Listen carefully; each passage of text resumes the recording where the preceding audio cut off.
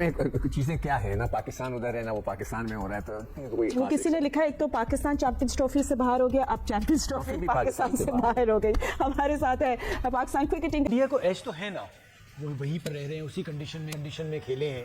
New Zealand की जो सबसे अच्छी बात ये है कि उनके पास उस कंडीशन के हिसाब से टीम मौजूद है। उनके ये जो स्पिनर्स, जैसे तभी बात कर रहे हैं, उनके पास वो स्पिनर्स हैं कि जो इंडिया को तंग कर सकते हैं। जो सुबह से लेकर रात तक शाम तक वही खेल रहे हैं। और गौतम गंभीर की बात एक बता दूं, मुझे बड़ी हैरानगी हुई।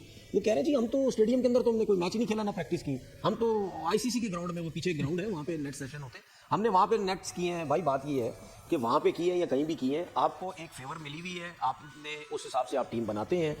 जो टीम पाकिस्तान आके नहीं खेलना चाहती, जो टीम इन पिचेस पे नहीं खेलना चाहती, वो दुबई में जब जाएगी, जब दूसरी टीमों को ट्रैवल करवाएगी, तो फिर यही सब कुछ होना है। इसीलिए ऑस्ट्रेलिया के लोग, इसीलिए इंग्लैंड के प्लेयर्स और लोग उन्होंने बोलने लग गए कि भाई इंडिया की टीम को फेवर मिल रहा है, 100% फेवर मिल रहा है। इंडिया के अलावा चाहे कोई सी भी टीम होती, उसको फेवर ही मिलना था। यही अगर ऑस्ट्रेलिया की टीम अगर अपनी कंडीशन में खेल रही हो, तो दूसरी वहां ट्रैवल कर रहे हो, तो किसको फायदा होगा। दोस्तों, स्वागत है आप सभी का। पाकिस्तान में 3 इंसान ऐसे हैं जो कभी ये नहीं मान सकते कि पाकिस्तान क्रिकेट टीम इस समय दुनिया की सबसे घटिया टीम है और इंडिया इस समय दुनिया की नंबर 1 टीम है। वो तीनों हैं, एक BBN वाला बाकरी, तनवीर और ये सिकंदर बख्त। तो तनवीर की तो शक्ल देखने लायक रहती है, जब इंडिया मैच जीतती है मज़ा ही आ जाता है। आजकल जब से इंडिया ने पाकिस्तान को चैंपियंस ट्रॉफी में हराया है, तब से वो बोल रहा है इंडिया को एडवांटेज दिया जा रहा है। आईसीसी ने हमेशा इंडिया को एडवांटेज दिया है। वो एक ही जगह पर सारे मैच खेलती है, एक ही बेड पे सोती है, एक ही पिच पे खेलती है, एक ही बाथरूम में नहाती है और पता नहीं क्या क्या।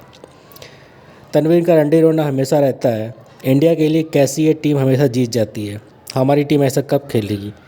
तनवीर को उसके ही पाकिस्तानी वाली गालियाँ देते हैं कि ये क्या पागलों वाली बातें करता है। इसकी वजह से पाकिस्तान का मजाक उड़ाते हैं सभी। टीवी पर बैठ के कुछ ना कुछ मुंह से हक देता है। आइए दोस्तों, देखते हैं तनवीर क्या रोना रो रहा है आजकल टीवी पे बैठ के। But let's know.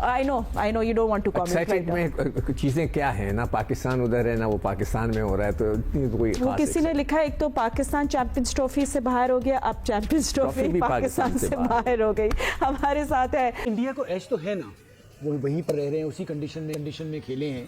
न्यूजीलैंड की जो सबसे अच्छी बात ये है कि उनके पास उस कंडीशन के हिसाब से टीम मौजूद है। उनके ये जो स्पिनर्स, जैसे तभी बात कर रहे हैं, उनके पास वो स्पिनर्स हैं कि जो इंडिया को तंग कर सकते हैं। हमने ऑस्ट्रेलिया के मैच में भी देखा और हमने कल ये बात भी की थी कि वो जो 300 रन का जो एक टारगेट था, अगर वो होता तो सिचुएशन मुख्तलिफ होती।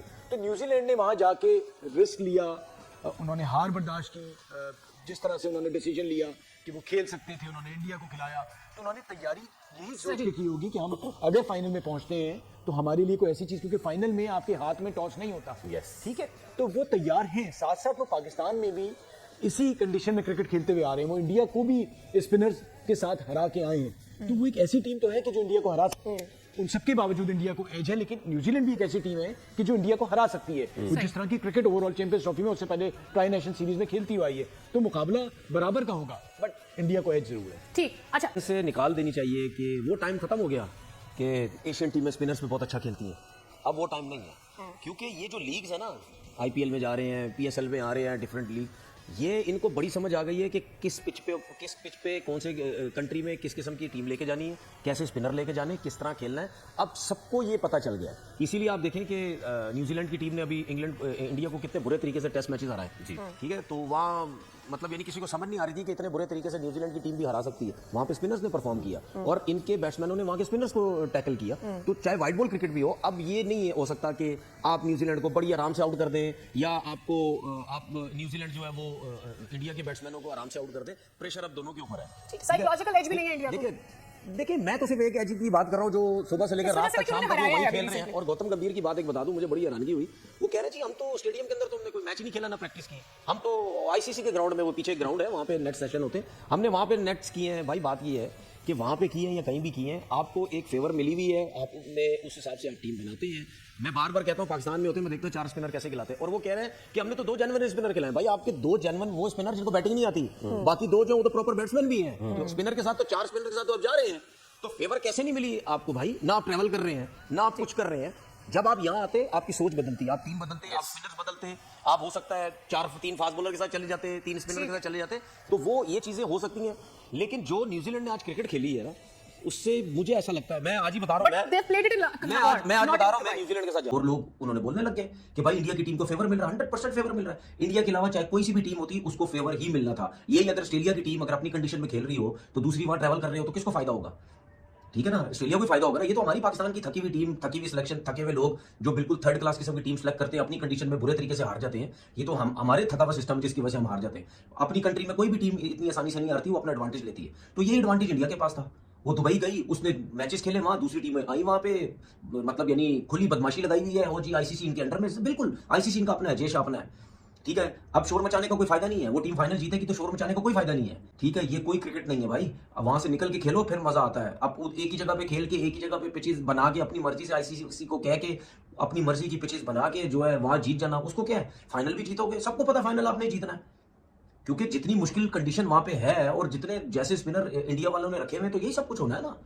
तो फायदा क्या?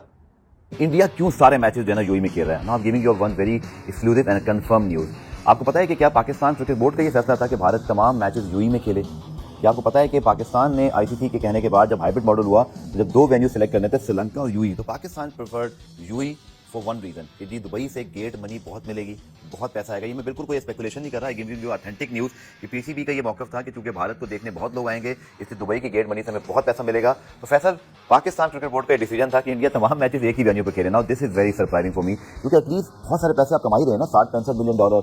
आई डोंट नो कि इस गेट मनी से हम कितने और पैसे कमा लिए होंगे, बट आपने एक ही वेन्यू पर उनको खिला के कितना बड़ा एडवांटेज दे दिया as a host Pakistan cricket board, क्योंकि शायद अब दुबई, अबू धाबी, शारजा भी कर सकते थे। मतलब I am very surprise to know this. ये तो बात सही है। देखिए बहुत सारी कॉन्स्पिरेसी, हमें याद है 2023 का वर्ल्ड कप था, उसमें कह रहे थे कि टॉस जो है वो जानबूझ के इंडिया को जिताया जा रहा है, कंसेक्यूटिव वो टॉस जीत रहे हैं। यहाँ पे अगर आप देखें इंडिया सारे टॉसेस हारा है और रोहित शर्मा लगातार 11 टॉसेस हारे हैं। बिल्कुल सही है। सो ये अब जैसे आपने ये रिवील किया कि ये भी चॉइस पाकिस्तान की थी। बिल्कुल। देखिए एक कंडीशन में host Pakistan as cricket board, as players बहुत कंप्लेसेंट है।